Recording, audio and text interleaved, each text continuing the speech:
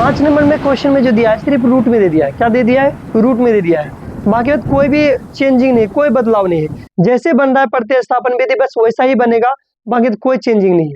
तो देखिए सबसे पहले क्या है कि हम लोग क्या मानते हैं, पहला को समीकरण 1 मानते हैं। क्या मानते हैं बाबू? क्या मानते हैं? समीकरण 1 मानते हैं। दूसरा क्या मानते हैं? समीकरण नंबर 2 मानते हैं। क्या इससे ज्यादा कुछ बताएं? क्या इससे ज्यादा बताएं? क्या नहीं बताएं, बस यही मानना है।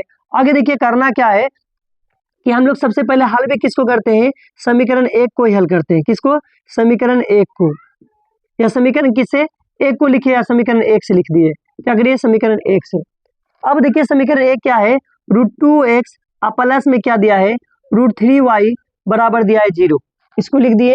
उसके बाद कुछ नहीं करना है, उसके सिर्फ आगे सोल्व करना है। √2x है, √2x बराबर है, यहाँ देखिए क्या है, प्लस में उधर जा क्या आ जाएगा? माइनस हो जाएगा, तो माइनस क्या आ जाएगा? √3y। अब ये गुना में इधर आ क्या आ जाएगा?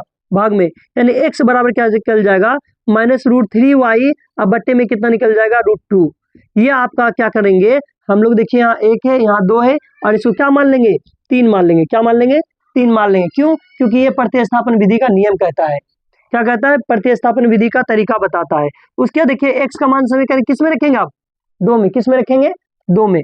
यानी x का मान समीकरण नंबर 2 में रखने पर, किस में रखने पर?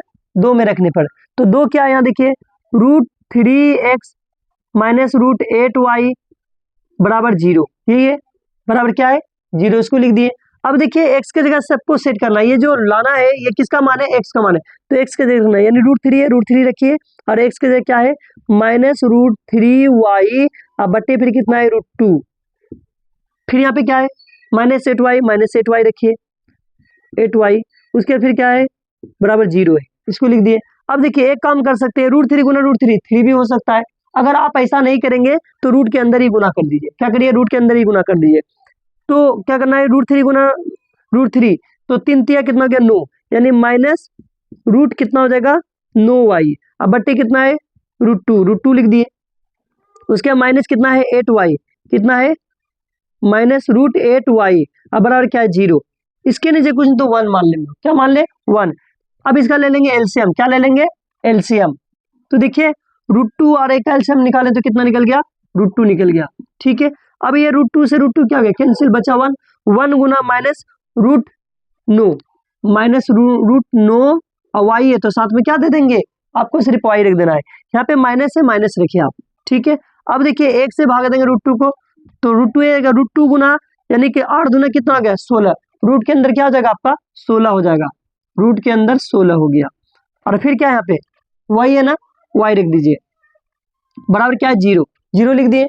उसके बाद करना क्या है? यहाँ नीचे कुछ तो पहले हल करिए, काम करिए, पहले हल करिए। तो 16 और 9 कितना हो गया? 25। माइनस में पहला जुटे चिन्ह वही रहेगा। 16 और 9 कितना हो गया? रूट के अंदर 25 हो गया। रूट के अंदर 25। अब y है तो y रख दीजिए। अब बट्टे में कितना है? √2। बट्टे में कितना है? √2। अब बराबर क्या है? 0। अब नीचे कितना? 1 से गुना करेंगे यही रहेगा, -√25 y। अब बराबर क्या है? √2 गुना 0 क्या हो गया? ये 0 हो गया। अब चाहे तो आप इसको रूट से बाहर निकाल के भी भेज सकते हैं। अगर आप डायरेक्ट भेजेंगे तो कोई प्रॉब्लम नहीं, कोई दिक्कत नहीं है। अगर यहाँ पे चाहते हैं तो क्या करते हैं? √16 था ना, तो √4 भी, यानी सिर्फ 4 निकल जाता। अगर यहाँ 9 है ना, यहाँ पे 3 भी लिख सकते थे। दोनों तरीका से बना सकते हैं, इससे कोई इशू नहीं है। ठीक है। अब ये गुना में इधर क्या हो जाएगा? भाग में, यानी y बराबर हो जाएगा 0/-√25। क्या हो जाएगा? 0/√25। अब देखिए 0 में भाग देंगे क्या निकल जाएगा? 0, यानी y बराबर क्या निकल गया? 0। यानी y का मान निकल गया हमारा 0। y का मान जो निकला 0। अब क्या करें? y का मान समीकरण किस में रखने पर? 3 में रखने पर। क्या लिखना पड़ेगा आपको? y का मान समीकरण 3 में रखने पर। किस में रखने पर? 3 में। तो 3 क्या है? x बराबर क्या है? -√3y। अब बटे कितना है? √2। किसका मान? y का मान क्या निकाले हम लोग? 0। y का मान क्या निकाले? 0। तो अब देखिए -√3 इंटू y का वैल्यू जो निकाले हैं 0 रखिए, बट्टे क्या है? √2 रखे। उसके बाद 3 गुना 0 यानी √3 गुना 0, तो क्या हो गया? 0। अब बट्टे कितना? √2। क्या निकला?